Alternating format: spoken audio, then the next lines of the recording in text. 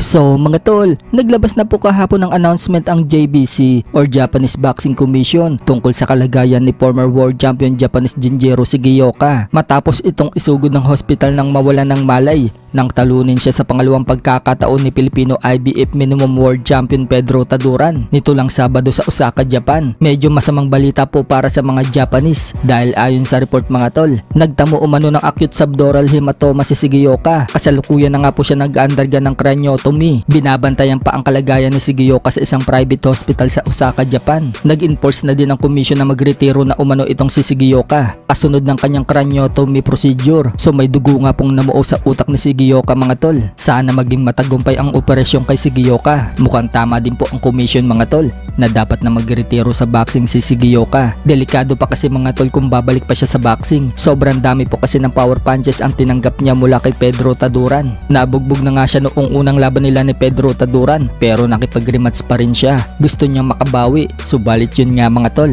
mas malala pa lang ngayon ang sasapitin niya kaysa sa una nilang paghaharap. Buong akala nga po ng lahat malala pa yung unang naging laban dahil talagang makikita na bugbog sarado itong si Shigeoka. Pikit na ang mga mata nito. Pero ngayon, hindi makikita sa panlabas na anyo na bugbog sarado itong si Shigeoka. Yun pala mga tol, sa loob ng ulo na puruhan itong si Shigeoka. Samantala, pinanood ko nga po ulit yung laban nila. Nakita natin sa round 9 pa lang, nagpapakita na ng sinyalis itong si Shigeoka na may iniinda siya. Habang tumatanggap kasi siya na malalakas na suntok mula sa Pinoy, makikita mga tol na madalas niyang ilabas yung dila niya. At pagkatapos nga po ng round 9, pabalik na siya sa corner. Makikita mga tol na inilabas niya muli yung dila niya. Ibig sabihin, tumagal pa ng hanggang 3 rounds ang pagtitiis ni Shigeoka. Hindi nga po napansin ng corner na may iniinda na pala itong si Shigeoka. Buong akala nila, okay pa itong si Shigeoka. Muli nga pong inilalabas ni Shigeoka ang dila niya. Doong ideklara ng panalo si Pedro Taduran. At dyan na po naramdaman ni Shigeoka mga tol ang mga sinyalis na may iniinda na ito sa loob ng ulo niya. Sumasakit ang ulo ni Shigeoka at bigla na lang itong nawala ng malay sa corner. Yun pala mga tol,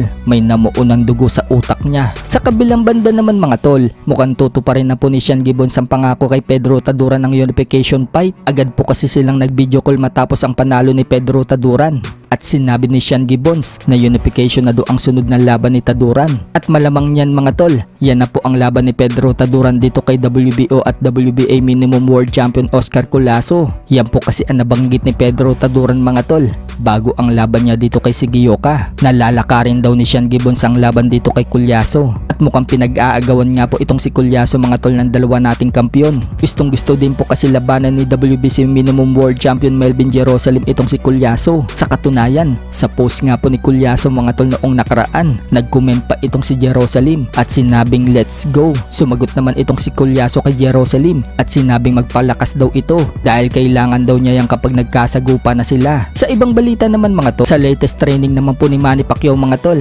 grabe na po ang mga power punches na ibinabato nito sa mitts nila ni Buboy Fernandez at pagsuntok ni Manny Pacquiao sa heavy punching bag. Tutok na tutok nga po si Freddie Roach, Justin Fortune at Buboy Fernandez kay Manny Pacquiao. Tulong-tulong po sila mga tol upang maibalik yung dating Manny Pacquiao na malakas, mabilis at maganda ang footwork at may killer instinct.